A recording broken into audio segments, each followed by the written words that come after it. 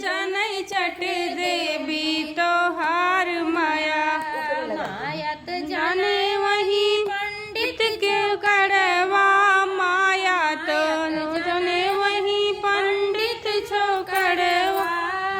पोथिया बाँच के सुनावै तोहार माया।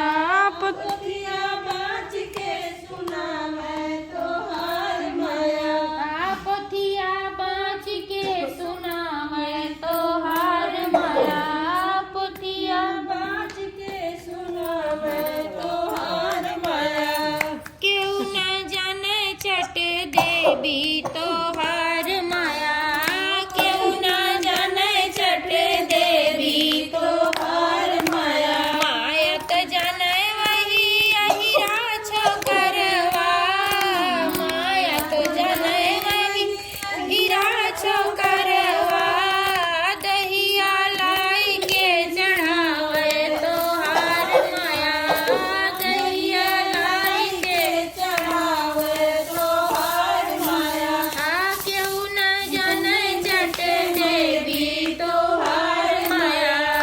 केहू न जाने चट देवी तोहार माया। सुलग गवा मायत जाने वही मलिया छो करवा। मायत जाने वही मलिया छो करवा। गजरा लाई के चढ़ावे तोहार माया। गजरा लाई के चढ़ावे तोहार माया। केहू न जाने चट देवी तोहार माया। केहू न जाने चट देवी तोहार माया। मायत जाने वही बज जा छो करवा। मायत जाने वही बज जा छो करवा। चुनरी लाई के चढ़ावे तोहार माया। चुनरी लाई के चढ़ावे तोहार माया। केहू न जाने चट देवी तोहार माया। केहू न जाने चट देवी तोहार माया। मायत जाने मनी हरवा छो करवा।